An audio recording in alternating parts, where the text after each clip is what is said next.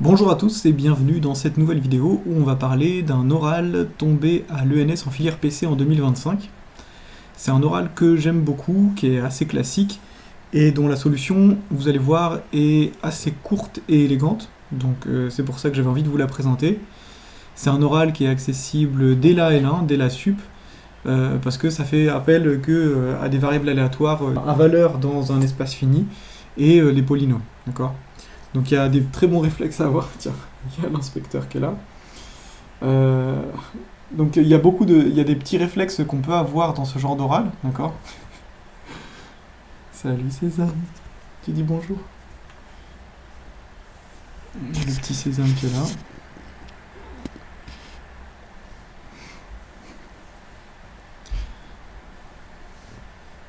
Donc on va lire ensemble l'énoncé. Donc on considère y et z deux variables aléatoires à valeur dans 0 jusqu'à n. Et il faut montrer que si pour tout polynôme p et q de r crochet x de degré n, on a l'espérance de p de y q de z qui est égale à l'espérance de p de y fois l'espérance de q de z, alors y et z sont indépendantes.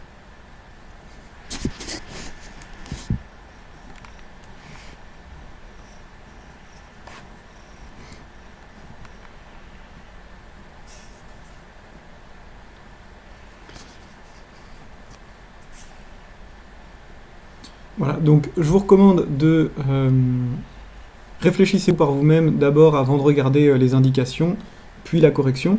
Donc on va passer tout de suite aux indications. Donc je vais afficher les indications sur l'écran. Voilà, donc j'ai affiché l'indication. J'en mets pas beaucoup parce que vous allez voir que l'énoncé, enfin, la preuve est assez courte, donc il ne faut pas trop non plus en dire. Et là, de toute façon, on dit un petit peu l'essentiel. Donc il faut penser à introduire une base d'interpolation de Lagrange adaptée au problème. Donc je passe tout de suite à la correction. Voilà. Donc maintenant, on va pouvoir corriger ça. Alors, donc, on veut montrer que y et z sont indépendantes. Donc ça veut dire quoi? Ça veut dire que on veut montrer que pour tout i j dans l'ensemble des valeurs prises par y et z, on va avoir p de y égale i et z égale j, qui est égal tout simplement au produit p de y égale i fois p de z égale j. Donc comme toute proposition qui commence par un pour tout, on va introduire un soit, donc soit ij appartenant à 0n. Et donc là, on va suivre l'indication, c'est-à-dire on va introduire une base d'interpolation de Lagrange. Donc là, on va interpoler les n plus 1 points qu'on a là. Donc on introduit pour tout k appartenant à 0n le polynôme d'interpolation de Lagrange Lk qui va être défini comme le produit pour L différent de k des x moins L sur k moins L. Et donc on rappelle les propriétés des polynômes d'interpolation de Lagrange, donc ce qui les rend très faciles à manipuler, c'est que on a pour tout, on va dire k L appartenant à 0n, on va avoir Lk de L qui va être égal à delta KL, le symbole de Kronecker, c'est-à-dire que Lk il va prendre la valeur 0 lorsqu'on va l'évaluer en L qui est différent de k, et sinon il va prendre la valeur 1. Voilà, et on a aussi, donc bien sûr, c'est pour respecter la consigne, et le degré de Lk, c'est toujours n.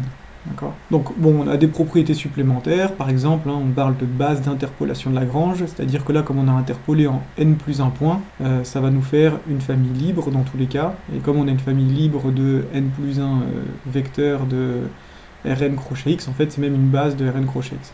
Ça va pas trop nous intéresser, donc on va laisser ça de côté, je le dis simplement à l'oral. Et donc maintenant on va voir en quoi est-ce que ça nous intéresse.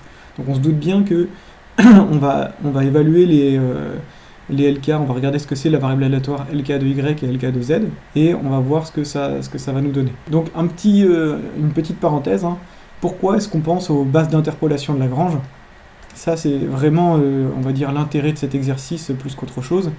C'est grâce aux évaluations. Là en fait on voit qu'on a des évaluations polynomiales ici. On a P de Y et Q de Z. Et ce qu'il faut avoir comme réflexe, comme très bon réflexe, ça va Sésame, je te dérange pas. Donc pensez bien, dès que vous voyez des P de quelque chose, Q de quelque chose, gardez dans un coin de votre tête que peut-être que la base d'interpolation, enfin qu'une base d'interpolation de Lagrange peut être plus intéressante que la base canonique. C'est pas toujours le cas, mais c'est souvent le cas. Voilà, donc on va regarder un petit peu ces variables aléatoires. Donc là, on va regarder par exemple li de y. Donc on a li de y, donc c'est une variable aléatoire à valeur dans 0, 1. Effectivement, y par hypothèse est la valeur dans 0 jusqu'à n, mais sauf que le polynôme d'interpolation de Lagrange, lui, il va recracher que des 0 et des 1, d'accord? Et il va recracher 1 seulement si y vaut i, d'accord? Donc, une variable aléatoire à valeur dans 0, 1, par définition, c'est ce qu'on appelle une Bernoulli. C'est donc la variable li de y suit donc une loi de Bernoulli, et le paramètre de cette loi, c'est ce qui va déterminer totalement cette loi, donc la probabilité du succès, donc deux paramètres, donc P de li de y égale 1, ça c'est le succès, sauf que on a dit que li de y ça vaut 1, ça revient à dire que y il vaut i, d'accord? Voilà, donc ici on a accès à une Bernoulli de paramètres P de y égale i, ok? Et bon, on va voir de la même façon hein, les LJ de Z, voilà, on va écrire ça. Donc, de même, LJ de Z, puis une loi, donc peut-être qu'on devrait dire la loi de Bernoulli de paramètres P de Z égale J. Et donc, dernière petite remarque en fait qui va nous permettre de conclure, si on considère x1, x2 de Bernoulli, donc deux variables aléatoires suivant une loi de Bernoulli, pas forcément indépendantes, hein, on s'en fiche un petit peu, alors x1, x2, donc le produit des deux lois de Bernoulli, ça va être à valeur dans 0, 1, donc ça va aussi suivre une loi de Bernoulli. Donc suit une loi de Bernoulli de paramètres, donc la probabilité du succès, c'est-à-dire P de x1, x2 égale 1, mais si x1 et x2 sont elles-mêmes à valeur dans 0, 1, ça va, c'est ça?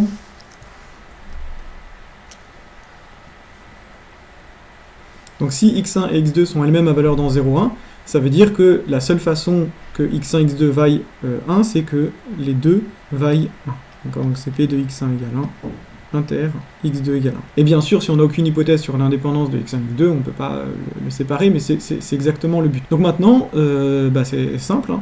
On va regarder, on va exploiter en fait l'hypothèse qu'on a dans l'énoncé, donc sur l'espérance et les évaluations de polynômes, on va l'appliquer pour les polynômes d'interpolation de Lagrange. Donc on a alors, pour tout ij, donc l'espérance de li de y, lj de z, donc ça nous fait un produit de Bernoulli. L'espérance d'une Bernoulli, c'est son paramètre, donc là ici ce sera le paramètre de ce produit de Bernoulli, c'est-à-dire, d'après ce qu'on vient de faire juste au-dessus, P de y égale i, ça c'est le paramètre de li de y, et, pardon, c'est le succès de li de y, et z égale j. Et par hypothèse, on sait que ça c'est égal également aussi, hein, donc à l'espérance de li de y fois l'espérance de lj de z.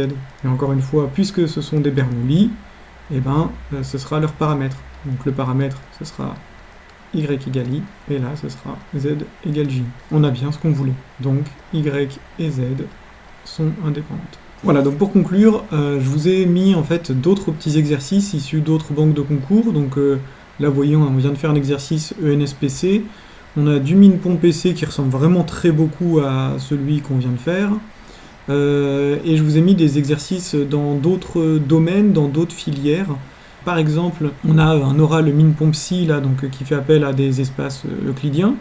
Ensuite, on a un exercice de MinTelecom, de suite de fonctions / topologie, vous allez voir pourquoi. Et enfin, un petit oral central psy, donc qui est un peu plus difficile, et donc qui va parler de réduction. Et en fait, voilà, vous voyez que donc on a des suites de fonctions, des espaces euclidiens, des probabilités, de la réduction, et tout ça, ça fait appel en fait à la même astuce, qui est en fait, dès qu'on a des évaluations polynomiales, il faut avoir ce réflexe de passer aux bases d'interpolation de Lagrange. D'accord ? Donc en fait, dans tous ces exercices-là, c'est une astuce qui peut intervenir et qui peut shortcut l'exercice beaucoup, d'accord ? Qui peut vous donner un raccourci assez conséquent sur l'exercice. Donc n'hésitez pas à réfléchir à ces exercices, et puis éventuellement, si ça vous intéresse, on pourra en discuter en commentaire. Je les ai tous corrigés, ceux-là. J'espère que cette vidéo vous a plu, hein. On avait Sésame là qui était là pendant presque toute la vidéo. Ça va faire des heureux, ça. Il est mignon. Donc j'espère que cette vidéo vous a plu avec notre invité spécial, et on se dit à bientôt pour une prochaine vidéo.